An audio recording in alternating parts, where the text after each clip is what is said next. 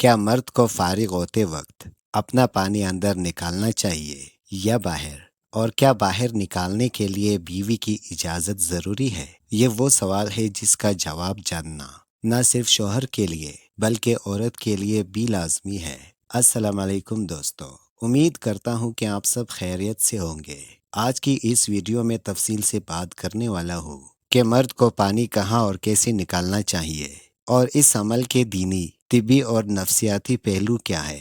तरीका समझने के लिए आपको वीडियो आखिर तक देखनी होगी। अब आते हैं आज के असल मौजू पर, जिनसी ख्वाहिश की कमी की वजूहात। ये मसला सिर्फ नफ्सियाती नहीं बल्कि जिस्मानी भी होता है। माहिरीन के मुताबिक 10 से 20% वजूहात जिस्मानी होती है जबकि ज्यादातर नफ्सियाती।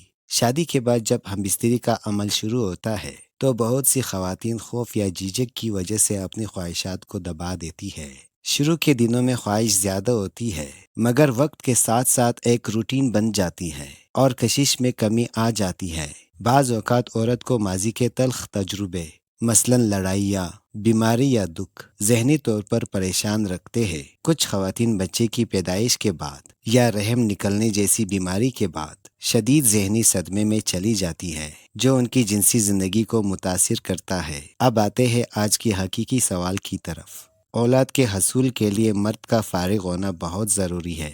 यही वो कुदरती अमल है जो नस्ल के तसलसल का बायस बनता है। और अगर मर्द बाहर फारिग होना चाहे तो याद रखें, बीवी की इजाज़त लाजमी है, क्योंकि शरीयत में बीवी का हक है कि उसका हक हम बिस्तरी पूरा किया जाए।